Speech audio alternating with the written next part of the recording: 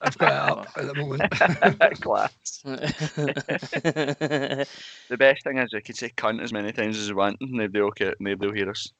Sign language, tech wizards, and do not pay the bill again. Aye, fucking something like that, mate. There we go. Okay, hear us now? Aye, you should be able to hear us now. Sorry about that. Name her saying cunt. Nah, oh, fucking hell, man. Right, well, hello everybody. That was class when it stared at my face for the last 2 minutes. I'm just going to retire, man. Right, I don't want to be a sound engineer and just the technical expert that keeps this fucking shit floating, but never mind. Barely floating, but we'll leave it at that. Barely floating. It's alright, it's just as well I've got some of this to get me through the night. Been off it for the last couple of weeks, but I'm firmly back on it now. Here, mate, it's funny, by the way, you know the bit where you just said we could say that word as many times as we like? That was picked up. Just heard it back in my ears. Excellent. Well, there we go. Well, might as well, since we're not making any money for it anyway, might as well just try and get shameless plugs for stuff that we need. So, Smirnoff, if you're listening, we'll take it. No bother at all. Somebody's commented on Kev having his badge in, so if he needs more Stone Island... Kev, you got the badge in? You got a Stoney on, Kev? It's the only one that keeps it going. Podcasts away. Is that what it is? Amazing. You know it's got to kick off tonight, is it? Hey, after yesterday's performance, there's a great chance. Well, what a fantastic start. I did see I laughed because somebody put on a kickback asking for recommendations for Hearts podcasts, and there was a very common theme about, well, listen to Scarfs Around the Funnel if you want production and professionalism and things to work properly. And I almost bet a couple of times to say, what the fuck you try to say about my podcast? Like, and then we'll just sit this one out, lads. we'll sit that one out. We'll just take it on the chin and we'll move on.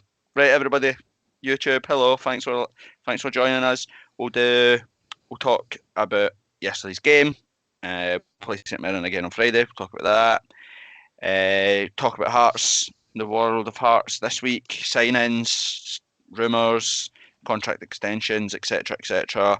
We'll go to YouTube for the question and answers. Thanks to everybody that sent in your questions and stuff on Twitter as well. We'll go through as many of them as we possibly can.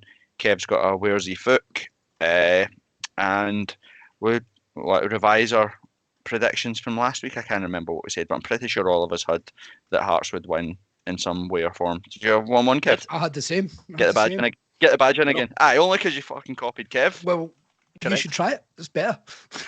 Oh, good one. Good one. You should wear your glasses too, Jeff. That was a good one for you, Tam. Well done, mate. Right, Ando, what's been happening this week? Nothing.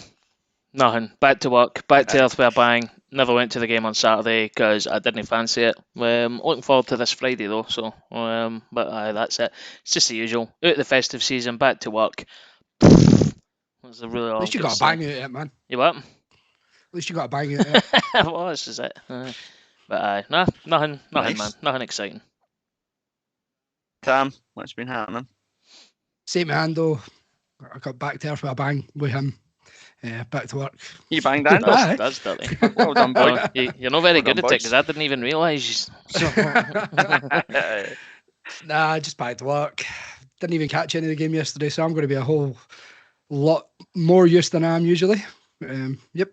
Mate, to be fair, even when you watch the game, your opinions on the game are shite. Copy and paste. Maybe you'll be better and maybe you'll contribute more given the fact that you've never seen it. So that'll be pretty good. Kev, what's been happening? Not a great deal. Signed off work for a couple of days because I was feeling like shite, and then watched the Hearts game yesterday and felt even more shite. What's that make you What's feel been the better? matter with you? Like, you've been fine? No, I've got. I'm not going it. Aye. Right, you're a digital giant, Kev. No one cares. He's got an ingrowing hard on. Maybe it was a bullshit. You literally recorded yourself saying, "Have you turned it off and on again?" And just that is it. Put that as your out of office. And then that was sorted everything. I would like to get somebody to come along and fix that flipping picture in the background, mate. That's off centre. That's fucking terrible. Mate, I know. I did it myself, and that sums up this podcast, doesn't it? It does, mate. It is horrendous. No, that's but we'll just go, mate. There's nothing. If I just sit like that, it'll make it look like it's right. So we'll keep it for that. Cool. what do we want to do? Let's do a Z-Fook first. We might as well. We'll do answers at the end. Folk on YouTube and stuff can get involved. Oh, actually, wait a minute, because that means I'll just get Ando or Tam the answers. I'm rubbish at this, man. I'm telling you now, I won't get a single one of them. I never. I know, but I mean, the folk on YouTube, the chat will get it because they'll tell Yeah, you and I'll steal is. the answers. It's make myself look brilliant. Well, we'll go for it. We'll go for it anyway. Sweet. I even brought a pen this week. I'm talking business. Well, after your, I did give you a lecture last week, didn't I? About you're the type of guy that shows up to meetings without a pen. I like you've got a Sharpie. I half expected crayons, but Sharpies. No, it's a big Hearts pen actually. There you go. Stealing it off a charity. Fuck's sake, Tam. Aye, mate. What's it like? Isn't it? It was that time Corbett pulled out of the event. I had to Careful. step in. What's you and your sexual innuendos, Tam? It's fucking sick, man. I really need to think about that. Okay. This is a family show. It's Sunday night. After the water. On you go, Kev. So, in Bradsy's absence, I'll take over the Where is the Fook for this week. So we'll start with... Actually, talking about Bradsy's absence, I'm no surprised he hasn't showed up after his performance on the Gorgie Ultras bus on Saturday. He was doing that annoying teacher thing. He was going around asking everybody if they'd filled their form in to say they could swim unaided for 30 metres and how far they could dive or swim in their jammies. I was like, Brad, calm down. No, every time you get in a bus, you have to have one of those forms filled in. So I'm no surprised he's took the day off. He had a shocker. He's all about it. He needs to wise up. Yeah. So, first player started career at Cambour, followed by Trabzonspor. It's easy for you to Hearts, it certainly is. Bulaspor, Sunderland, Umranespor, and then Samsunspor. There you go. Are you alright? I felt like. Are you alright? Felt like That's like watching Hearts highlights on BBC Alba. Trabzonspor, this about David Templeton. 1-0 Hearts. it's not far off, and I think one of those teams could have been actually playing in some Outer Hebrides area. I must admit, but anyway. Second player is Kilmarnock, Dundee United, Partick Thistle. I will tell you that was on loan. Hearts, MK Dons, Dunfermline, Morton. I love the little nod there for Tam, like he actually kens who the fuck it is. I think I've got the two. Good on you, mate. You should do this more often. Ross B in the YouTube chat says Kev is going to totally ruin my feature. Damn right, that's what you get for no turning up tonight, though. It's Right. yours. And finally, Swindon, Man City, Bristol, also on loan, Portsmouth, Hearts, Walsall, Telford United, Linfield, Havant and Waterlooville, and then Eastleigh. Two of them are fucking London tube stations. Impressive, you know that, mate. Travelled man. I am a travelled man. Sadly. I'm not travelling anywhere again with Brad, so fucking tell me that. Right. Fucking idea. Are we doing answers right now, or are we waiting till give Tam the chance to write down all the right answers? I don't want to be claimed to cheating. I'm happy to go for it. You want to go for it, Tam? Aye. Good. Why did you turn into Jamaican there? I don't want to be declaimed to cheating. It's like Brad Pitt in that film where he's Jamaican. Well, I can't remember what film that is. That's not going to help. But well, good comeback, Tam. I'm on form tonight. Fire. Aye, that Brad Pitt film when he was Jamaican. Aye. Oh, thanks for that, right, Tam. Cheers. Okay, then we'll go for answers. So first one, which is all those spores. Ando, who do you think that could be? Somebody Turkish. Yes. Oh, I have a pop guess. Right there, Carl. Ali Milstuk. Correct. Well played, Ando. Well done. You're so angry that was like one of those frustration guesses, and you're like, well, that's right. It's Turkish. I'm raging. And he's actually I think he's actually annoyed. I'm annoyed I got it because I don't like this game. The second player started at Kilmarnock, then Dundee United, Partick Thistle, Hearts, MK Dons, Dunfermline, and Morton. So, Tam, you think you've got this one right? Rub your Okay, head. so Oh, shit. All right. It was Robbie Muirhead. Right. Well, that's good. I kept calling him Richie Muirhead. That's Robbie Muirhead. Robbie Muirhead. And the final one, Swindon, Man City, Bristol, Portsmouth, Hearts, Walsall, Telfield United, Linfield, Havanton, Waterlooville and Eastleigh. Go on then, Tam. Come on then. Come on. It's that left.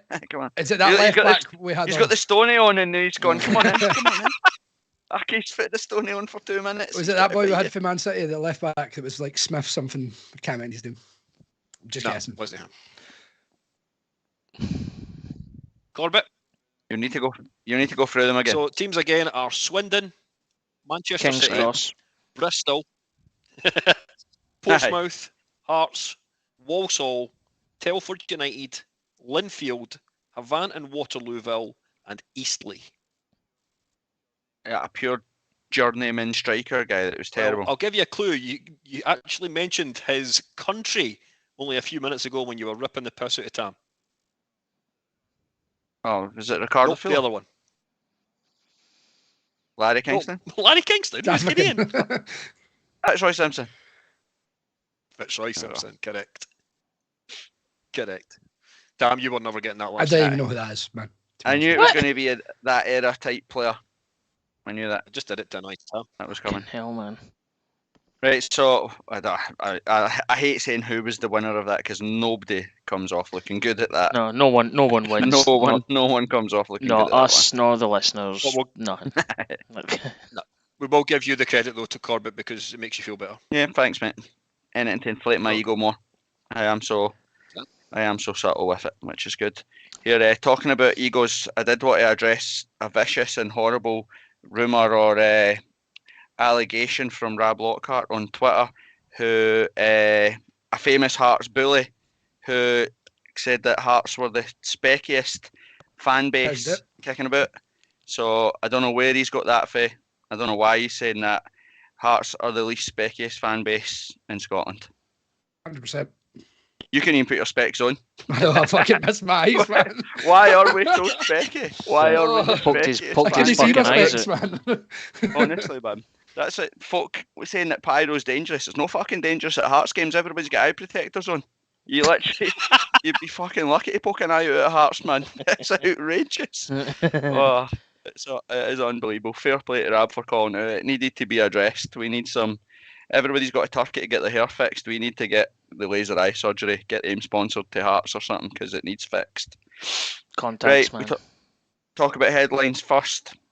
And then we'll do some questions for YouTube. If there's any questions, Tam, we are leaving this part of the podcast, the YouTube questions, the Twitter questions to you. So the chances of it going tits up are massive. So folk will have to bear with us. But let's talk about the headlines. So as it stands right now, I think tonight the rumours on Twitter are that our man from Newcastle, we're going to be our fourth Aussie, will join us on loan for the remainder of the season. 18-year-old, been bigged up as a bit of a wonder kid. Anybody get any thoughts? Any happy, sad, indifferent? I'm all for it. If we can get a couple of miles out of him before we completely ruin him and send him back to Newcastle with not having a massive bill to pay, then I am all for it. Why the hell not? Yeah, Kev, do you reckon? When I was doing what every football fan does, looking at his Wikipedia, does look like he plays as a striker or at least through the middle. We'll play him left back probably. What are you thinking? Well, I think he could probably sit in it at right back more than left back. That's probably the ideal position for him. He can burst up and down that wing and probably just run himself out and we'll just take him off after 60 minutes and pop somebody else on. Right, we'll probably say that he's been shite because then they come on and score a hat-trick immediately versus St Mirren on Friday night time. You hope so. I think we need to be careful with him. I don't think we should expect fucking the world at first. He's only done 22 appearances and a lot of them being subs. Jason Cummins has been keeping him out the team as well, so I don't suppose we can expect him to kick on straight away, but looking forward to his hat-trick on Friday night, put it that way. If we're being serious for a second, it's actual unbelievable business for Hearts, to be honest with you. 100%. Newcastle just signed him, just paid a lot of money to get him in. Clearly, he's an emerging talent. He's got bags of potential, etc. And again, like I said last week, fucking Joe Savage said we were signing Newtam. I'd get behind it. As it stands right now, he's scored more goals than own goals, so I think looks like it's going to be pretty exciting deal on paper. The Japanese boy as well, I believe, from what I'm reading from the guys in the know, is that the deal's done. We're now just waiting on the Home Office to rubber stamp the deal, etc., and get him over here again. You've just all we can really judge on is how the guys at Celtic have settled into the SPL, SPFL, whatever it's called these days, and hope that Hearts can do similar. I'm assuming absolutely none of you have got fucking any idea who either of the two of them are, other than what we've seen on YouTube clips. Correct. Just That's simply. he's been playing alongside Iniesta, hasn't he? Iniesta, maybe some of that could rub off on him. I don't know. It does ask a bigger question though in regards to the deal with the boy from Newcastle. Does that mean you can start maybe a bit of a relationship in some of their young lads? Because you know that we were interested in that boy. Is it Elliot Anderson? Yeah. I know in the summer, but he's actually played some games, and I seen him play on Friday night. When did Newcastle get beat last? Was it last night? Last night. Their fans have got night. a fucking cheek. Their fans have got a fucking cheek saying that the standard. I didn't want them to go up to Hearts. The standard shite, and they just get fucking pumped out the cup by what, Stevenage or something. Sheffield was it? Who were they playing? Sheffield. Sheffield was the same shite. League One, pish. Beat them out of fives. So you back in your books. I did notice Back in your Patterson books for didn't play yesterday. He was on the bench. Came on for like 8 minutes or something. Oh, did he? It's weird because Turned off. Sheffield Wednesday say that Patterson, there's no chat or there's no been speaking or whatever, and Robbie saying all we're doing is speaking and whatever. Quite so, weird for a manager to actually come out and say they're actually speaking in direct as well. It's quite weird. It does seem like both parties want it to happen. It's just whether or not we can make it happen for Chef Weds or not. And the exciting thing about the Japanese guy coming in is Dunk has got an unbelievable chant for the Japanese boy. We've been sitting in the group chat waiting for him to sign to be like, we literally made the best chant that we've ever made, and if he doesn't sign, we're absolutely fucked. We'll have to just try and make it fit to Natty Atkinson again. So, although the best news coming out of Tynecastle this week is the King of Tynecastle, Snodgrass, saying that he's in talks to extend his contract, albeit didn't have his best game yesterday, but that's a no-brainer as well, and doing it. It's just, you can't hide the class that the lad's got, and as I say, I know we'll cover it shortly. Had a bit of an off day yesterday, but every other game is just the difference between good and great. For me, it's like whenever you have a great team, it always relies on one or two players to push you over that line, and he's definitely one of them. So, it can only be a good thing.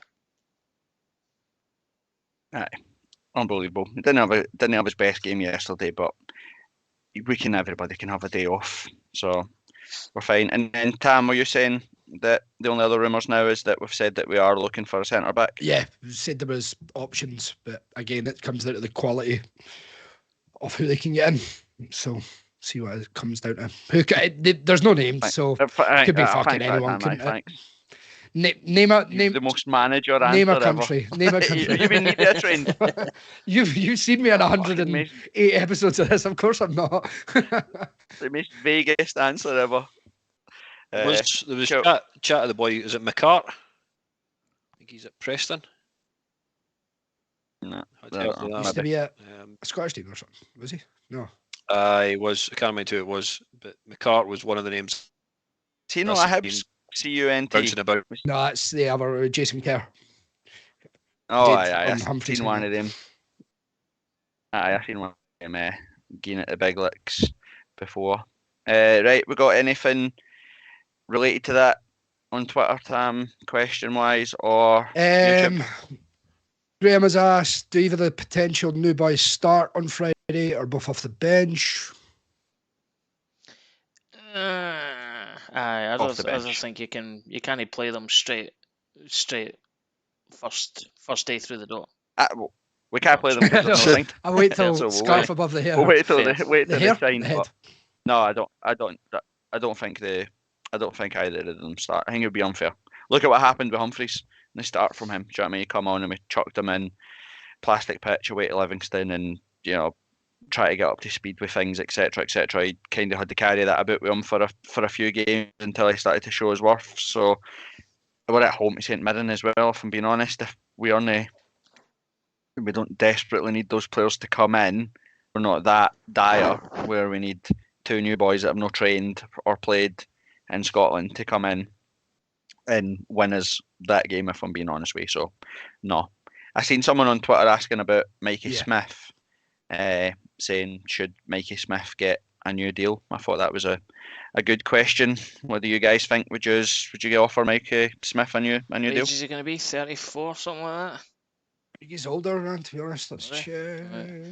I'd give him 1 year. I don't see any problems with a year's an extension. I think on the basis that we've not got anyone better at the moment, we give him another year.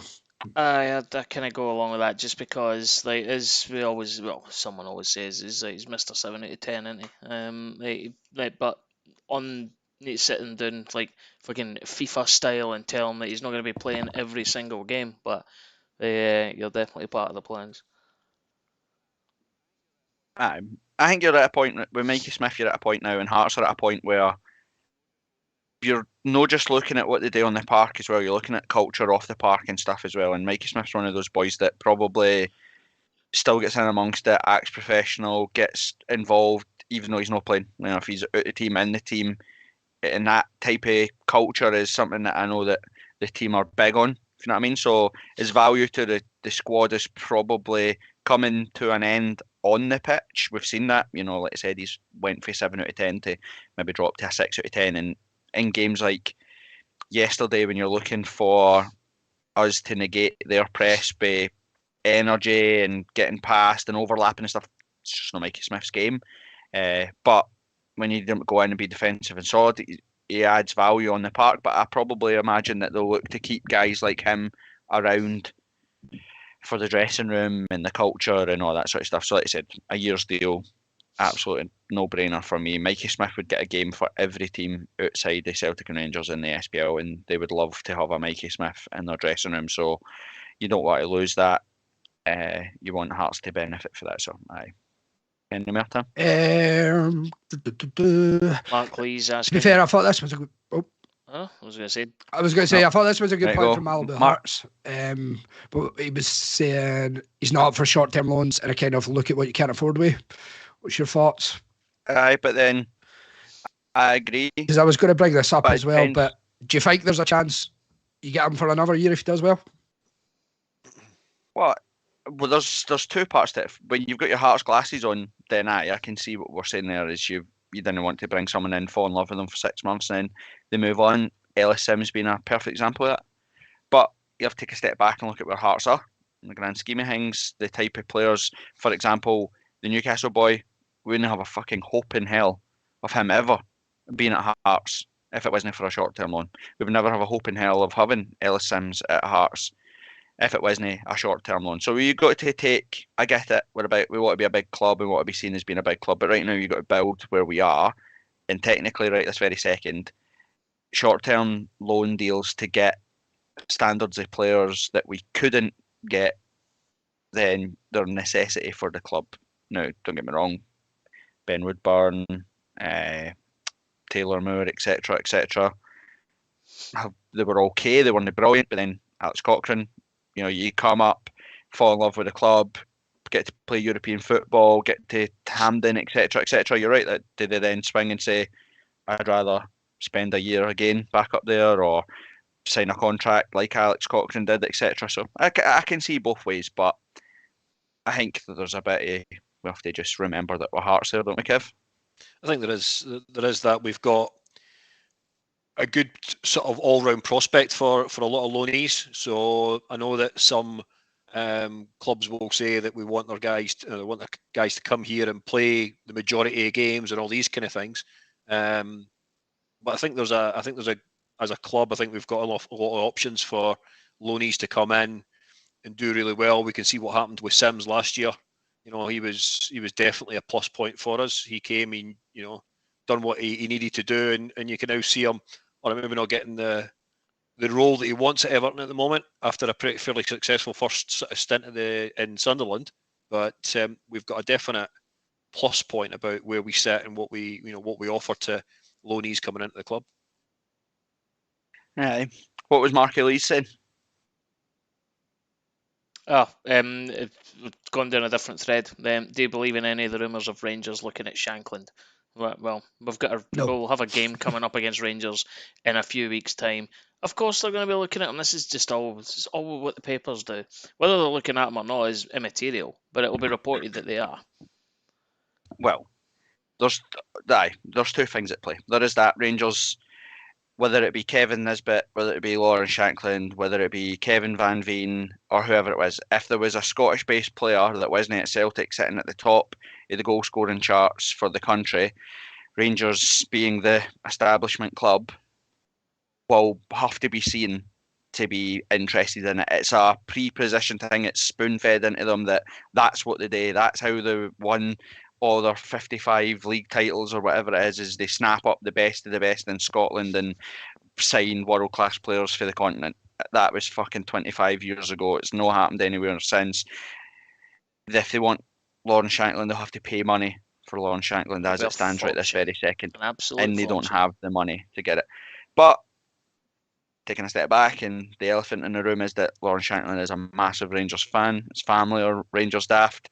There will always be that in the background. When playing in Scotland, doing well in Scotland, playing for Scotland, scoring in Scotland, there will always be can he end up at Rangers or whatever. And again, if he scores 30 goals a season and makes his millions of pounds, again, you have to take a step back and say, that's what Hearts is. That's where we are right now. Like Fokker said about Alex Cochrane, we're expecting Italian sides potentially to bid £3, £4, £5 million for him.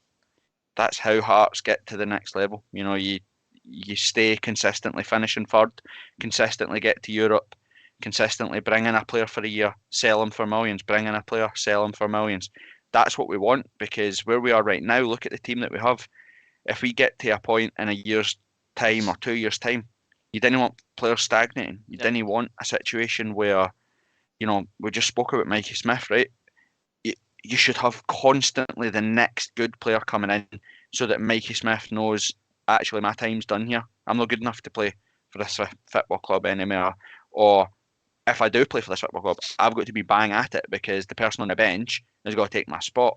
And that's how you become competitive. So if Lauren Shankland goes to Rangers for millions, then it's because Lauren Shankland for Hearts is doing the business on the park. So you got that wrong. I'm going to call you out on that as well. He's no top of the scoring leagues anymore because he scored penalties, so that doesn't count apparently. You know? Oh, I forgot about that. You're right. Kevin Nisbet's only 2 non-penalty goals away from him. And to be fair, I can't argue with that logic because I was saying that like 2 years ago about Kevin. So about Kevin Nisbet. So fair play. I'll give them it. I thought you were going to say because they gave Kyogo that goal or whatever it was yesterday. It was a pure deflection. There's no way. No, there was no way that was his goal. That has to go down as an own goal, surely. I think it did win, didn't it? But right, anything else transfer wise? And then anybody fired it? Yeah, I think we discussed it before, but we got asked, where do you see Patterson playing if he does sign? Is it right wing back? I don't know. I don't think anybody knows. Yep, I have no idea. I think yes. Oh, sorry. No, carry on about Patterson. There's another point. All right. Well, I was just going to say yesterday was one of those days where you can clearly see that there's something in the Atkinson stuff, right? Either Robbie doesn't trust him anymore, or doesn't think that he can come on and impact games. Smith was kind of blown at his arse yesterday, and we needed to change, and we just didn't have anybody really that could come off the bench and impact the game from a sort of right back, right wing back sense. Forrest isn't a wing back in any way, shape or form. And we've tried Mackay, we've tried Forrest in these positions as well. So if we did bring him in, the natural thing would be, would he play there? My worry thing that I would hate is that we play him as a target man, like a Nanduli type thing. You bring him on with 15 minutes to go and just hoof balls and out balls up to him. I don't know. But like I said, whatever we do, I trust that Robbie and Savage know what is best, and we'll get the best out of them. What were we going to say, Kev? Just the point. I mean, you spoke there about improving as a club year on year. I think the announcement on, I think it was Friday, in regards to a 250,000 fans going through the turnstiles at Tynecastle this season alone, and we've got 2,500 people on the waiting list to get a season ticket. It just shows you that if you do provide a product on the park that we've spoken about God knows how many times, then people will flock to Tynecastle to watch football. And that's been the success of the last sort of 2 or 3 years. And guys like Savage, I've got to take a lot of credit for that. I thought you were going to say fill the corners. I thought that's where you were going. Well, that was where I was then going to go. Was, if we're talking of improving the team on the park year after year after year, and having 2,500 odd folk waiting for a ticket, what are the options? What do you think the step is for Tynecastle? Can we look at a more improved Wheatfield stand, for example, or filling the corners in? I think, like you said, I think these are all things that we know. We've said it before, and we'll say it again. We trust that the club knows what it's doing. The commercial side of the business, it's never been better in terms of what they do, the revenues, the money, etc., etc. I think the sensible approach would be that we're half a season through this season and we're third, right? We've got a chance to go 6 points clear if we win on Friday. Let's get back-to-back third, right? Let's finish third this season, and then let's finish third next season and see if we've still got sold out season tickets and all that sort of stuff. Because football's fickle. As much as we say it, I know that we've got a big fan base and we take big numbers away from home and stuff, but you know what it's like. We've been there ourselves. You look at the Stendhal days, the Levine days, etc. That could easily go to 25,000 Tynecastle, 26, 27,000. It could easily drop down to 12,000, 14,000 as well if performances on the park fluctuate. So I think Hearts' big thing right now is we've been talking a lot of talk, which I've loved. I loved Andrew McKinley welcome the chase patter and all that sort of stuff as well. Let's establish ourselves as the third. We are the third best team in Scotland and the third biggest team in Scotland. We know that. The Hearts fans know that. But let's actually do it now. We talked the talk for a while. Let's walk the walk. 4 points behind the World Cup break. Potentially 6 points by the start of the weekend. That's exactly what big teams do. They're talking. Now we're gunning for Rangers as well. Aye, mate. I can. I know. I can't remember who was it. You that sent in that comment or whatever. I don't know if it was tongue in cheek or whatever, but I don't know why. I hadn't even batted my eyelid. I was more focused on the teams below us, and we were 17 points behind Rangers. Let's just can that, right? Maybe this time last season. That chat right now. Maybe. I've said before, right, and I know I sound like a broken record when it comes to this, right? But you've had an unbelievable season if you can finish less than 24 points behind the Old Firm, because we play each other 4 times. It's 24 points a season versus 2 clubs that are astronomical budgets compared to us. Resources eclipse us. To play them 4 times a season, if you can finish inside 24 points at any of them, you'll have had an unbelievable season. If you look back where we've been, any season where we've finished within 24 points of them, it's coincided with European football, cup wins, etc., etc., etc. So I get it. Joe Savage and Andrew McKinley, I love that part. I love the bullishness of saying, let's challenge for titles, let's build the club. That's what they need to be doing. I get that. That's exactly what we want. But that's light years away right now. Slow steps. Right. We talk about St Mirren. Yep. Go for it. I was really excited for that. Come on, we played shite. We gave something to actually talk about. True. Very true. So, obviously, 1-1 draw yesterday away at St Mirren. First 45 minutes, Kev, probably the worst I've seen us this season. Well, I wasn't at the game yesterday, but I watched back the 90 minutes. Was he sitting on his cat? Sorry. What the fuck? Oh, I didn't even see the cat. There, he's actually Yeah, I sat think so. on the cat. Magic. First time he's sat in a pussy. He's showing Makes no sense. Makes no sense. Why would you? What does that even mean? But there we go. We'll move on. That's it. So from the point of view, as I say, I wasn't in the game, but I watched the match back with Laurie's great commentary on it, and we were not even at the races. The third area biker. The third area biker. The team weren't at the races. When I seen the team I seen the team sheet, I thought, well, that's a decent enough team to go out and challenge St Mirren, who I fully appreciate have actually got a really good home record. I don't think anybody's beat them at home this season. They beat Celtic, drew Rangers, and beat Aberdeen. So you knew it was going to be a tough game, but I did think that the team that we'd put out or we started with would at least challenge or at least ask a few questions of St Mirren. But the first 45 minutes, we didn't really ask anything of them whatsoever. I thought the first pretty poor. I think the first half could get any worse, having seen Ryan Kenny run along the touchline down the griddy for 45 minutes. But my God, Hearts fucking made it excruciating on the park. It was embarrassing. Tam, we've said this before, right? And it's something that's worried me. And yesterday was a good example of what we mean when we say that. They doubled up on Snodgrass and they pressed us aggressively, and it really, really, really, really threw us off our stride. I think you've seen it the last few games though. Everything has to go through Snodgrass, doesn't it? I think that's obviously he's playing that sort of quarterback role where he's zinging balls about, controlling tempo, getting other people involved in that. So they've tried to nullify that, and it comes up to that thing where we don't have a second idea what to do, a second plan, of what to do, and that is a worry, to be fair. Don't really know the answer to it, so thanks for coming to me on that. That's why I came to you. I think, I said, I stood next to Brad's yesterday, and when he wasn't doing star jumps and taking register, he was talking about the football, and he was too worried about. I don't think Hearts. It wasn't the shape that was wrong, wasn't the personnel or whatever. It was just St Mirren actually played well, really well.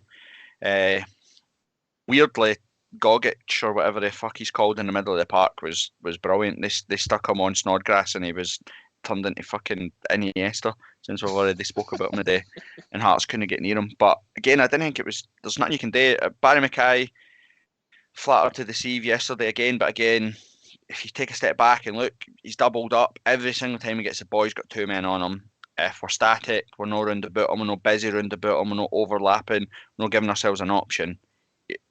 There's barely anywhere that he can go. You're asking Alan Forrest to play wing back. It's not his position. He wants to get forward. So tactically, St Mirren just exploited things that we've spoke about before.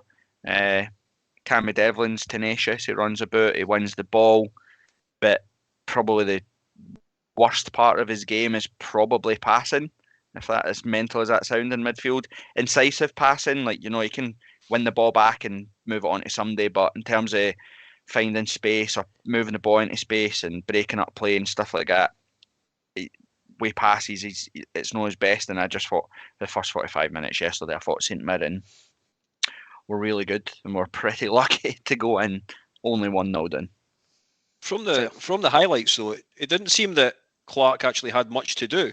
So for all that they did have a lot of the ball and they did put a lot of pressure on us, out with the actual goal they scored, which takes a horrible deflection off Civic's Coupon, it didn't look like they actually really challenged the goal, if you know what I mean. It was much for that chance either, post, but though, didn't they? It was volleyed it over. But to be honest, Kev, we're going to have the same argument in the second half for us. Yeah. We dominated possession, 75% possession, but actually, I think we had a Humphreys blocked shot and a Shankland header, and genuinely, that's about all we had. I was going to say, Kev, you were well into my comment there, or as your internet had its famous Kev moment, because you were just intently staring at me like, you need to take that Stone Island off, Kev. You've got uber aggressive with the Stony on, like. All right, okay, I'll take it off shortly. this is just because I was laughing at the Boyd and the Gridio game. The stewarding again at the game yesterday, it's starting to do my head in. I've seen the day Rangers have played at Tannadice. Rangers have got their drum in, their megaphone in, and hundreds of flags on poles. Again, yesterday we had stuff. The Ultras had stuff taken off them on the way into the ground that was agreed that they could get in, and now it was taken off. The stewards, we must have had about 8 standing in front of us, and I was like, we're trying to watch the game. Like, what you did? No one here, no one in this section is moaning that we're having to stand. Nobody. There is not a single person here that's bothered their arse that there's 2 folk per row or whatever in your seat or no in your seat. What he's doing? Like, just go away, go focus on the stuff that matters. They're coming in all the time and try to moaning and getting folk like doubling up on stewards and all that, coming to talk to folk who are asking them, can you move out the way because I can't see, and they're standing filming us or standing in front of you. I think what were there 1,600 Hearts fans there yesterday or whatever. It's January. They've paid fortunes on buses, trains, etc. to go watch their team. They want to have a good day out in G4S or Police Scotland or whoever it is. They just suck the life out of it. Stay in my head in. Fucking stop it. Football fans on the criminals. Stop fucking treating them like that. Is that what the Motherwell banner was to do with the day? Any idea what that was all about? Aye. Well, that's up to them. They've been getting their doors kicked in for pyro or whatever, but again, that's right. They can do whatever they want to do. But it goes to a different point. Is we'll all been there. We'll have all been to tea in the park and seen fucking much worse happening at tea in the park than you see at football. You'll have been to gigs, concerts. You'll have been to fucking the pub, man. Aye. You'd have been places and seen a hell of a lot worse things happen in there, and seen a hell of a lot less stewarding and stuff than you would see at football. Do you know what I mean? And it does do my head in. Politically, football is just an easy criminal, isn't it? It's like football's been battered for 50 years in this country because like ever since obviously the tragedy at Ibrox, every single opportunity to bash Scottish football and the fans been happening for 50 years. It's ridiculous. Yeah. Okay, like I said, we're still not allowed to drink alcohol in a stadium because Celtic and Rangers battled each other in like 1990 or something like that. Do you know what I mean? Fucking 23 years later, and we're still, 33 years later, and we're still fucked with it. It's starting to do my head in. First half, that was pretty much it. I don't think, I can't remember Hearts having a shot on target. I don't know if we did or not. And again, I'll go back to something that I've said numerous times before. As poor as we were, I never, ever, ever felt like Hearts would lose. I don't know what it is right now. Touch wood. This team has something about it. Robbie's got something about him. The players have got something about them where they're not going to just let shit results happen. Do you know what I mean? Injuries could have and would have derailed every other team in Scotland outside Celtic and Rangers, especially the ones that we've had. But Hearts we just keep going. So as much as we were poor in the first half, I wasn't panicking. I knew that we would do something in the second half. We wouldn't play that bad. So second half was much improved, Kev. Stats, possession, everything was much improved, wasn't it? It was, and you seen the fact that there was more players running off the ball. Again, you're only getting one camera angle, which doesn't really help matters. But you could see that guys like Forrest were making runs. Smith, there was a couple of times, did overlap, gave options, which made things work a little bit easier because you were asking a question more of St Mirren than them asking a question of us. And they weren't getting the opportunity to do the press like they did in the first half. But we definitely had a lot more possession. But again, going back to what you said earlier on, for all of that possession, we didn't really do anything in and around the box with it. And the goal that we've scored is fortunate. Let's put it that way. Aye, it was. But I think the good thing with Hearts is that Snodgrass had a stinker in the first half, right? So did Shankland, so did Mackay, so did Gino, so did pretty much everybody in Mirren, right? We're the shocker. But they never stop doing what they're doing. Do you know what I mean? Like Gino, that's what I like about Gino. folk will be infuriating, and I get it, but he never stops showing, he never stops trying something, he'll never stop trying to take his man on, he'll never stop trying to do the good stuff. It might not come off for him, and it infuriates. You know, you fucking heard me rant about it all the time. It infuriates me about Barry Mackay, right? He constantly tries the outrageous, because when it comes off, we're like, what a fucking player, right? And I get it, but that's what I like about him. He never stops trying that. It infuriates me, but he's not there to fucking please me. He's there to do what he needs to do and to win matches, etc., etc. And I thought that Forrest got into the game in the second half, Snodgrass got into the game in the second half, Barry Mackay, Alex Cochrane, for example, they all started to really play, and it felt like, sounds daft to say, but the Snodgrass goal, as fortunate as it is, that, like, St Mirren didn't have an answer for us in the second half. They could not get out. They just sat back, they compacted themselves, so 4-5-1 basically, and it became a training game. We just had to try and break them down, and it's that bit that infuriates us. If you go on YouTube, you'll see we've got a show called Fucking Shoot, and we had that so many times yesterday where you're 20, 25 yards out and we just won't shoot. It's infuriating. I think second half, as you say, they just seemed far more rigid. And we just pressed them higher up the park, and that made all the difference. It was just not like there wasn't massive changes or anything. But to your point, just fucking shoot. Fucking sick, fed up of saying it. It's like, see if you shoot and miss, fine, can live with that, right? See just like walking it right up to the penalty box and then playing a nothing pass, and someone gets it trapped under their feet, and then you're back to square one anyway. Shy Wayne's get shitty Christmas presents. Have a fucking shot. Yeah. And I think that's the biggest difference for Snodgrass in his deliveries. And it's actually, Gav Wallace, a listener and friend of the podcast, we talk about this all the time. When Grant was taking corners at the start of the season, Grant's corners were purposeful and were hitting a space in the box. It wasn't his fault that there was nobody there. Like, when you look at Mackay's crosses for corners, etc., they feel like they're just floated into the box. They're no aimless, but there's no purpose to them. Whereas Snodgrass, his free kicks, his deliveries, his corners, they are purposeful. And that's like, everybody in the team, Snodgrass was always the one that was going to score a goal like Saturday, because his balls in are always like that. It's almost like he shoots with every cross or every free kick. It's like, it's purposeful, there's pace on it, there's bend on it, and it's in the exact place that you want the ball to be. So it is fortunate he's clearly no shooting, but it's no surprise to see it go in the back of the net. It's asking questions, our strikers, their keeper, their defenders, and that's why it's went in. And to be honest, I'm surprised nobody got on the end of it, but that was just begging to be. Shankland looked like he was going to, but he just jumped too early. Like, it was, an inch away from it. Right, he had a bit like that with his header, actually, that the keeper makes the save as well. He just too early jump. Ball was just a tiny wee bit too high for him to get that in. I think there was a wee joke on the commentary. I don't know if MD listens back to the commentary. Don't know who was doing the co-commentary yesterday, but said something like it was just a little bit too didn't get enough of his forehead on it, which I thought was a bit harsh. Yeah, that's a bit harsh. Yeah.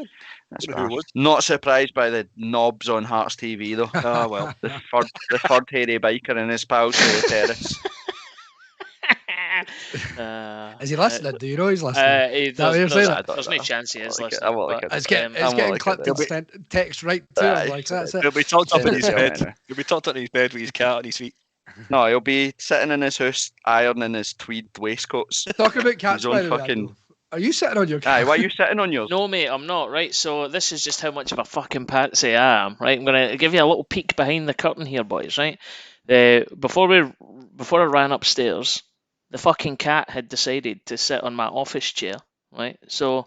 And she's going to the vets tomorrow for an operation, so she's allowed to take that liberty. I instead am sat on a little IKEA fucking wooden piece of shit like this. Looks like you're an art class. Giving myself horrendous piles. If we can get Preparation H to sponsor the pod next week. That's what I was about to say next. There we go. We've already got Newman and what's Manscaped. it called? What's it? Manscaped. Now we've got fucking Whiskers for cat food and Preparation H for my piles. To be fair, Shanks's breath smells like he eats Whiskers. Fucking humming. You're gonna say, it smells like he's got piles. I was like, how's that about? If only he was fit enough to lick his own arsehole, it would explain a lot. But no, sadly not. Mate, he gets in that much of a mess, I wouldn't be surprised if he could lick his own arsehole. Boy ties himself in knots, fucking man. tongue all over the place. Naughty boy. That's pretty much, that's about the only thing we can talk about in the second half other than the VAR decision. Kev, why did that take 5 minutes to decide that was a red card? I honestly don't know about how it, but I don't know if it is a red card. What? I'm going to be no. If you actually see it back, it looks like he's actually trying to take his foot away. He doesn't actually go down and stamp on Grant's leg. I think if he does stamp on Grant's leg, I think there's a bigger injury for Grant. That is a red card all day long, Kev. It's serious foul play. Aye.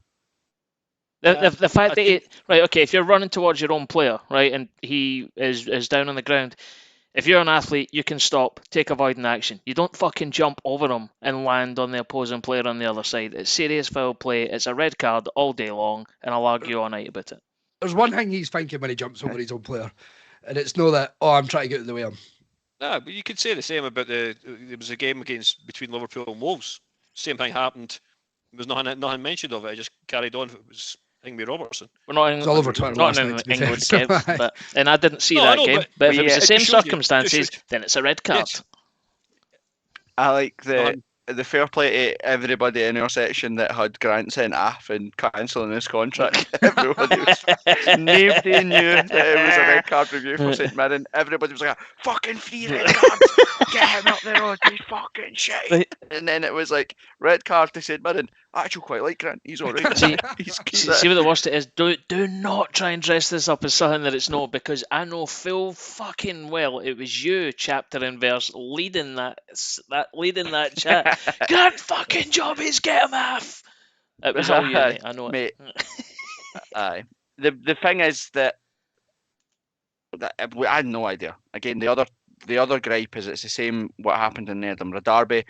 It was the right decision, but we just spoke about stewarding and Police Scotland or whatever. From a spectator point of view, fucking literally an announcement. Just tell us what's going on, because everybody was like, "What is happening here?" The other thing too that I got, it was a free kick to St Mirren, and the event happened after the free kick was awarded to St Mirren. So how the hell did we get a free kick? They sent him off, and then we get the free kick, and I'm like, none of this makes sense. And when they came back and explained last week's decision, it made sense, and you felt right. It feels like it was a purpose and a process there, etc. But clueless. The other thing, how is the Alec Gogic thing no a penalty? If every other handball he literally stops the fucker in the 6-yard box with his hand and clears it. If it doesn't touch his hand, he doesn't touch the ball, and Shanklin's right behind him. So somebody will have to explain to me how these decisions, how they differentiate between them, because it feels bananas to me. I've been thinking about this for a couple of weeks now. Ever since the introduction of VAR, the handball rule was always law, whatever the parlance is. It's always been a bit fuzzy since they changed it, right? But I'm now in a situation where if I look at any one particular incident, I genuinely don't know. Like, I can't, in good conscience, turn around and say, yeah, that's a handball by the letter of the law, or it's not, right? Because it's all subjective. So, if you were to go outside right now in your garden, run as fast as you can, and then throw yourself with your legs as if you're trying to block a cross, and do it with your hands being like that. Do it like a pencil, and shoot. Who the fuck would ever do that? Cammy Devlin got a penalty against St Johnstone for diving and a crossing like that in his hand, which is a natural position. You need it for balance. The ball hit his hand, and they gave a penalty. Alec Gogic did that with his hands, which isn't a natural position, and stopped the ball. And I'm with you, Ando. I don't. You're right. It is fuzzy. They need a bit of Manscaped. Get it fucking sorted, because we've got no idea what's going on. Do you think there was the whole controversy around about handballs at this moment in time has been magnified by a certain interview by a certain manager over the Fat Aussie wank. over the last few days. Very pragmatic either, Carl. I Thank like you. it. Yep.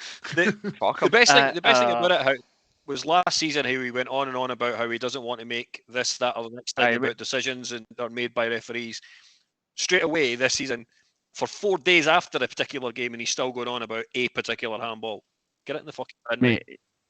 After his cheek last year, after the Kyogo incident, where he says, I'll not talk about any decisions after the games, etc., etc.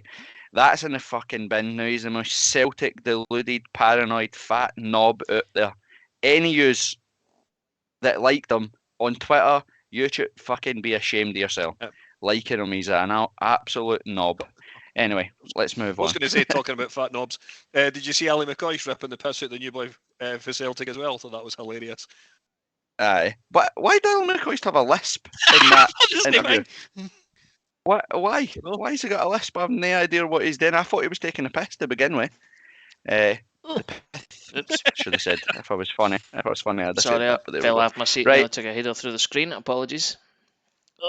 Right, let's go over any other YouTube questions along the game or anything on Twitter, Tam, that folk have been saying. Well, a few more on Twitter. There's not been any real questions on YouTube as of yet. We've went over that. What do you think? This from Ryan. What do you guys think of Forrest, and is he a starter? In my opinion, I think he's a bit weak and better used off the bench. See, if I'm honest, it depends on the opposition. I know, like I always say, never change a winning team and all that sort of stuff. But see, if you're playing low-level dog meat teams, you can start any time. I think for bigger games, I don't know. Well, it depends on the availability. It depends what the question is. If are we asking, should we start him as a right wing back? No chance, never. He's not a right wing back. But has he done enough as a right attacking midfielder or whatever to merit a game? He's got 4 goals in 9 games or something like that for Hearts, or 19 games for Hearts, whatever it is. He scores more goals, creates more goals than Barry Mackay. I'm not saying that he's better than Barry Mackay. I'm just, the parables there. Forrest is the number one target for folk to say, oh, he shouldn't get a game, when he scores goals, he gets in positions, all the things that Barry Mackay doesn't do. He likes a shot as well, to be fair, which is good to him. That's fair. Aye. But that sometimes, to be honest, we're comparing apples and oranges at certain points there, because Barry Mackay is clearly a miles better football player than Alan Forrest, right? Of course he is. But we're talking about the impact on the games. So Alan Forrest might do absolutely nothing and score. Barry Mackay might do fucking hundreds but no score. You know what I mean? It's trying to balance it, isn't it? So I agree. I don't think if we were to write down our strongest 11 on paper right now currently, I don't think Alan Forrest is in that team. He absolutely isn't a right wing back. If you look at Saturday, for example, when we started to grow into the game, everything came down Cochrane and Barry Mackay's wing. Everything came down the left-hand side. You look at our right-hand side with Forrest and Smith, for exactly what we just spoke about there. Forrest needs people to go beyond him, needs people to occupy defenders, to overlap, etc. All that stuff you do not get from Mikey Smith. So it's a bit harsh to judge Forrest on yesterday, but I don't think he makes the strongest 11. You know, currently. I love a stat, right? So Alan Forrest has this season has 5 competitive goals in 28 games, right? Barry Mackay has 3 competitive goals in 29 games, right? But the difference is that all of Barry Mackay's goals have been winning goals. They've been the ones that have won us the game. That hasn't happened from Forrest. So my contribution, Barry Mackay, totally up there, isn't he? In fact, he's got the most winning, the most winning goals in the team after Shankland. So. Anything else? Another great question from Graham is, in terms of character, do you think the squad has the best character we have seen for the last few years? Which, going on yesterday again, coming back and getting a draw out of that, you have to put it up there, don't you? Aye, and I'll let the others jump in here as well, but I'll give my 2 pence worth as to why I think it's like that.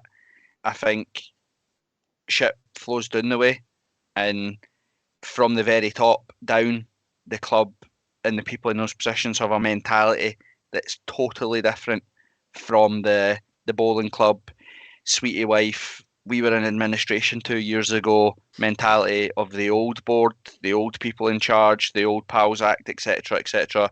Andrew McKinley talks the talk. I guarantee he puts massive pressure on Joe Savage to deliver. They'll be talking about money spent, revenue, European football, development of the stadium, etc. You better bring players in that continue that. And then likewise, Joe Savage will be saying that to Robbie, the coaching staff. I'm giving you those players. You asked for them. You better get the best out of them. There's pressure everywhere you look. And again, that filters down into the squad. You've got players on the bench that are ready to come on and take your place. You've got to perform when you're on the park. And I think when you compare it to our neighbours, for example, it's an easy one to do. They have a bloated squad, very much like Craig Levein and Ian Cathro at the time.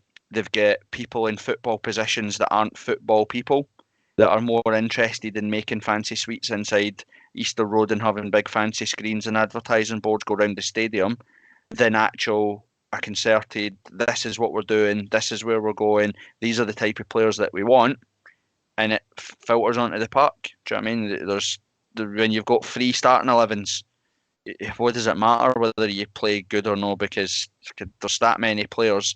You could be 8th pecking order to be midfield. So when you get the opportunity, what does it matter? Do you know what I mean? You're just going to go back to 8th in the queue. So I do think this is the strongest and the grittiest side that we've had for a long time. But I think it's the grittiest and the most demanding that the club has been off the park for a long, long time. So that's my 2 pence worth. Kev, you give your opinion, Andrew gives your opinion. There you go, Kev. I think you're right. I think there's a lot more on the right throughout the club from the top down. I think you've probably, without sort of going into exactly the same points as you've mentioned, what we want, and it's what we've wanted as fans for a number of seasons. We have expectations as well, just as much as Andrew McKinley, as Savage, as Nielsen, and we are starting to see that. And I know there's a lot of people mentioned it on various forms of social media yesterday that same situation, losing a goal inside the first 5 minutes, 5 seasons ago, 6 seasons ago, we probably come away with nothing. But we do have that sort of grit, that determination, and that is being instilled by Robbie and the coaching staff to say, no, accept, the mediocrity. We are a better club now than we were 5-6 years ago, and we do deserve, as fans, to see the team perform better on the park. So it's exactly that. We got a greater mentality about us now. Aye. The only thing I'll say. On you go. The only thing I was going to say, I'm not going to labour the point, but we've seemed to have swapped. Like if you look at all the off-field stuff and even on the field stuff, we've swapped sentimentality for ruthlessness. And it's probably the simplest way I can put it. Is that there's now what feels like a cutthroat attitude behind the scenes, and I'm all for it. Love it. Aye.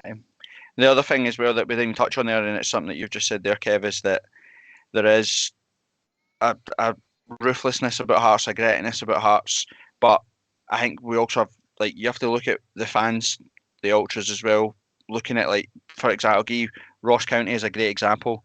We got up there, you got a goal down at a place where we're notoriously terrible.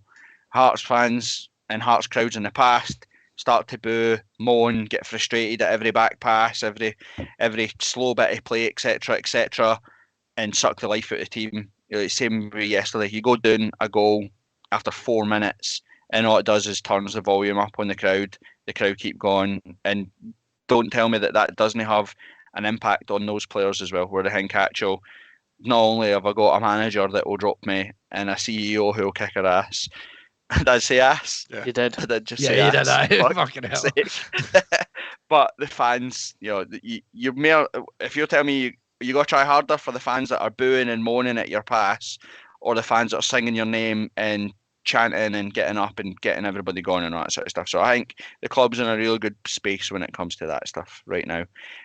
Since you're doing such a shite job at it, Tam, Colin Swinton on Twitter, he messaged just to say he's too late to listen to this, etc. But he was just asking about Atkinson. You know, when you're looking to play a right winger in front of him as a wing back, are we struggling? Is he struggling to keep in a place? And I think we've already spoke about that as well. I don't know if Robbie trusts him as much as he does anymore, in terms of he has made loads of mistakes and stuff. So I wasn't surprised to see him not start yesterday. So Sorry, I didn't actually see that one. that's fine, Kate. Don't worry. Any other questions for that? Got another one from Mark Lee's views on Kai Rolls. Could potentially be the best centre back that he's ever seen play for us. I've got no idea how old you are, Mark, but he's. No. I was going to say I'm waiting on an old bastard coming in with a comment there, and Kev, well done. Thank you. Well, I know Marky. Marky's my boy. He's outrageous. You've got to look at the fact that he strolled it out of World Cup. He's come in here having played 10 games or something for Hearts, 12 games now. 12 now. I just checked that. Yeah. And he's not the best centre back that we ever had, but he has the potential to be one of them. Everything he does is just solid. He looks classy as anything. He's rapid, quick, wins a header. But what I like about him the most is he's not scared to take the ball, and he's not scared to drive forward with it as well. He's getting closer in terms of corners as well. Like some of the balls in on Saturday were begging for somebody to be there, and I know he had a couple of headers that were half chances or whatever. But we've said it before on this podcast, and I'll say it again: savour every minute you're getting to watch Cowrells, because if he's in Gorgie in a year's time, I'll be pretty shocked, if I'm being honest. Yep. Agreed. Definitely. Here's one that's really quite interesting. Why does Jock the Jambo get a free ride? Stole a job off Harry, and everyone seems to forget. Rick. Anyone keep coming? Damn right. I am all aboard the hype train for Harry. Bring him back. Actually, we went for a couple of incarnations of folk, didn't we? It wasn't straight to Jock the Jambo. Did we not have like big stupid things with big heart? Did we not have a boy and a girl? Josh and Jill. Josh and Jill. Yeah, when I first started going, aye. Got my photos taken with them, and then. Aye, well, no surprise, mate. No surprise. I was 18-year-old. Aye, was that your birthday? Harry DJ that your birthday was there. The whole night was just Henry Smith. The whole world knows about Henry Smith on the Chunky Chicks. It was brilliant. Aye, Chunky Chicken Champions. Xander's asked this one twice. So, how many players needed realistically in this month's window? 4 minimum. Agreed. Centre half, 2 strikers that are coming in. Centre half being priority, and a right back, hopefully. Aye, I would. I think we'll see Nathaniel Atkinson move on this transfer window. Yeah. I think he'll go, and I think that's what's fueling the Cam Patterson chat. I think there'll be plans afoot to send him back, or to wherever he wants to go, etc. Would be my guess. See, just there's that, probably people looking at him. I'm sorry, Andy, when you go. No, I was just going to ask the question, right? Like, do we think to see him leave?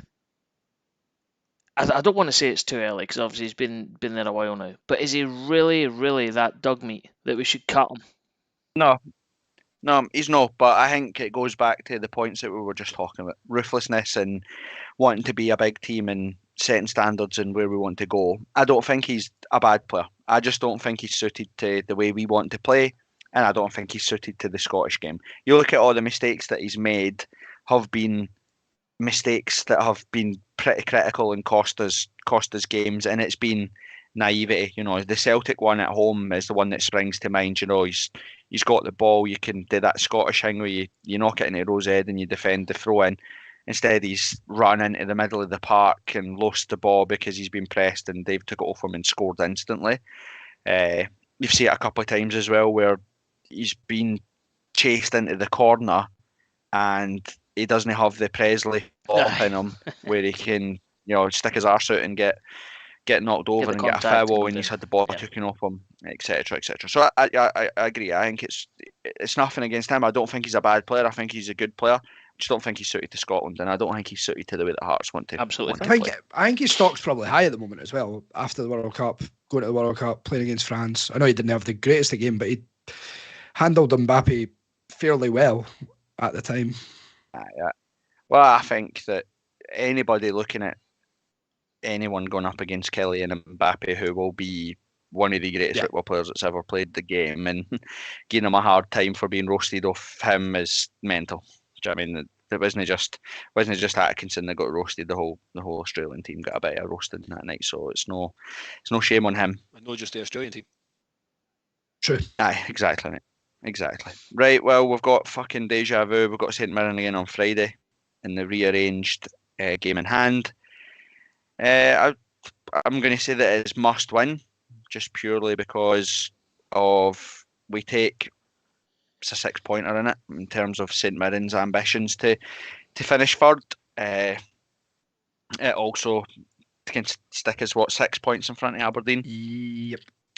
If we do win, with the next league game being Aberdeen, I've said this little run of 3 games, as much as it's, there's still plenty of games left, but to play St Mirren twice and then Aberdeen, if we can go through them undefeated with a couple of wins in there, I think it's massive in the sort of the race for third, if you know what I mean. I think we have to, we've got to get the points on the board, and we've got to get the points on the board. It's got to be 3 points for each game, hasn't it? Yep, definitely. Go win your home games. There's a psychological edge as well, and I hate to be wanky and say that, but obviously Aberdeen aren't going to be involved in league business this week. So it just means that when they look at it, psychologically, it's a mountain to climb, isn't it? And that's a big part of football. And like you said, we've all been there ourselves, right? We've all been in a Hearts game, and you're waiting on the half-time scores, or you're waiting on the full-time results, and you're waiting to hear Aberdeen lost, or Hibs have lost, or St Johnstone have lost, whoever's you're chasing, and to hear that come through to say, Aberdeen win or Hibs win, it's deflating. It's because you think, fuck's sake, especially if you've had to, it's been a hard game, you've had to fight to get the 3 points, and they come up and say, oh, my Hearts free, and Hearts have won 3-0, or Aberdeen have won 3-0. They deflate you because you think, fuck, that was an opportunity to close the gap or whatever. So you're right. I think mentality wise, get the points on the board.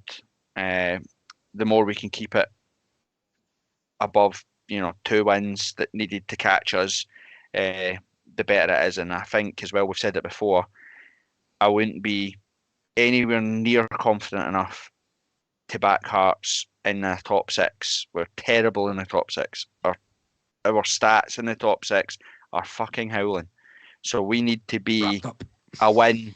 Aye, we need to be a win or a win and a draw away from securing third by the time the top 6 comes, because we're not going to beat Celtic and Rangers, and we're pretty terrible when it comes to the split. We're not going to have the benefit of playing Hibs again, because they'll be in the fucking bottom 6. So there's your 3 points for that right away, out the door right away. Aye, that's very true.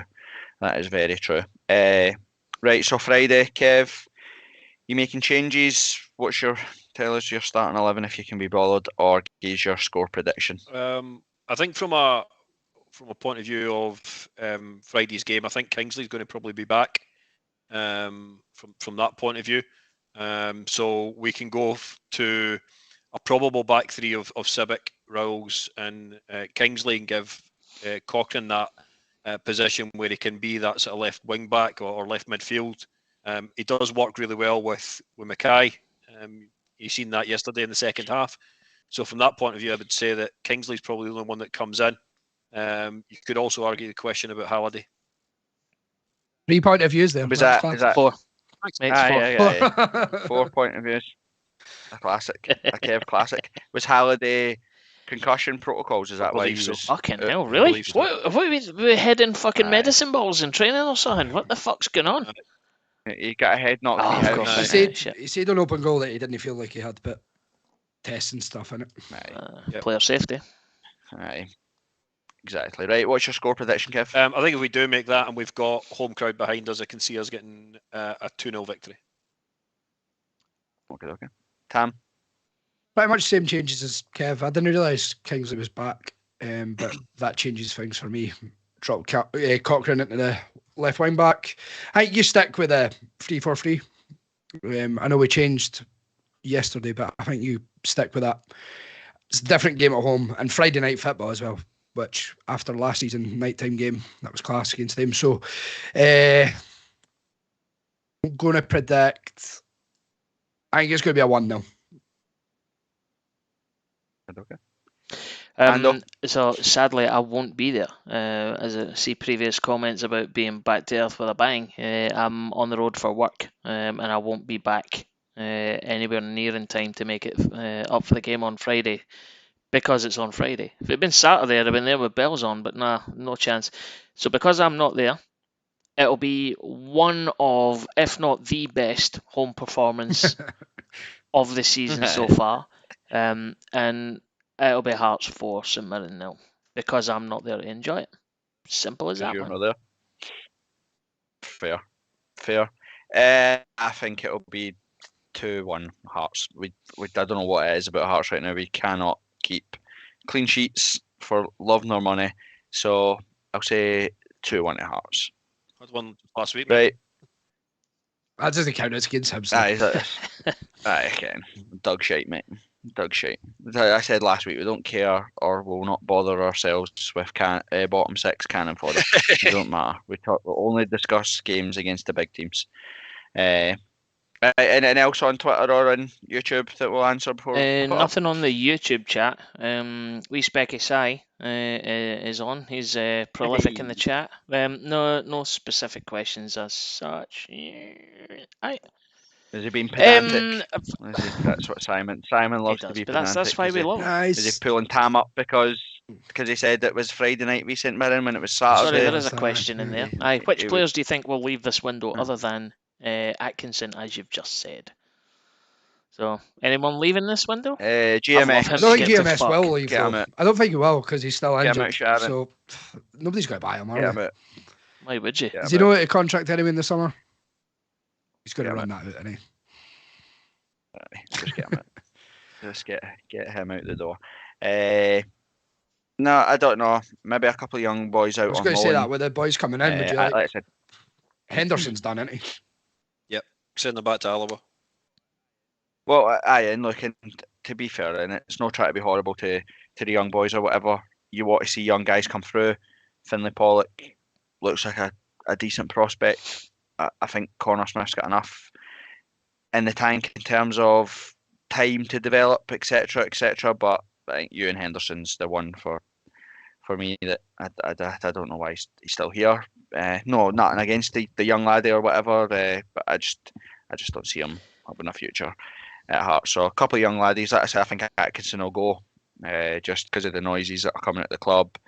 The fact that we're looking at Patterson and stuff, it would make it feel like there is potentially something in the background for Atkinson to go, and GMS because he's dog shite.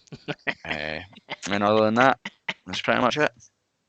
I did shit my pants though, I'm not gonna lie, on Saturday when Xander Clark went down. I thought, no way are we cutting another cheesy moment. Like surely we've seen enough of the cheesy moments. 2 weeks in a row as well, after going down the week before. Okay. Actually, there's fucking something else we'll talk about. Why have they still no said anything? Neil Lennon got hit in the chest for a mile away wearing 2 jackets and his big fat man kit. Hit him right there. And it was front page news. They spoke about it in Parliament. Because, it was bigoted because it was fucking Neil Francis Lennon. Xander Clark gets smashed in the head with a vape. Hibs fans battered the back of Bobby's Lamal's head. Not a single thing came out about it. Not a single thing. There hasn't been an apology from Hibs. We haven't spoke about it in Parliament. There's been no national press. There's been no fucking broken Hibs crests and whatever the guy is, Mark Banstead or whatever he's called, standing outside Easter Road talking to ex-players about the disgusting scenes. Why? Is it we just got to pretend it didn't happen? Because it wasn't on telly? Don't know. No, whatever it is, it's a joke. It's a joke. Especially, I said, and I'll keep labouring the point. Some random guy decides to make a T-shirt of some spray paint that's miles away from the game, etc., etc., and Hearts apologise for it. It makes national news, national press for a T-shirt. Literally, Xander Clark gets head smashed open with a vape. Lawrence Shanklin dodged a vape to score the second. Not a single thing said. Sort it out. It's embarrassing. Sound like cool. a Celtic fan there, mate. Yeah, Fuck you know. Definitely about that. Mate, it's true. It's a joke. It is an actual joke. Neil Lennon got hit in a puffer jacket with a 50 pence piece. A puffer jacket. He never even knew. He was holding his face. It hit him in his wee piece. And all we heard about all week was about how it was because he was an Irish Catholic. Pish. It's because you're a knob. Correct. Yeah. Correct. Right. That's it. We'll do this again on Sunday next week. Hopefully 3 points, sitting 6 points clear. In third. And I'll see you at the game, and I'll see you when you're next up. And thanks to everybody on YouTube, thanks to everybody on Twitter for sending in your comments and your questions and that. Hopefully we managed to rattle through all of them. 100% genuinely. Yeah. It's because you've been in charge at Well, time. you were in, Exactly, I know Fucking that. That's what absolute knob. but we appreciate it. Thanks. We know that it's 11 o'clock at night on a Sunday night, so thanks for sticking with us and being involved in it. And boys, I'll see you all later. Cheers, guys. All the best. Gorgero.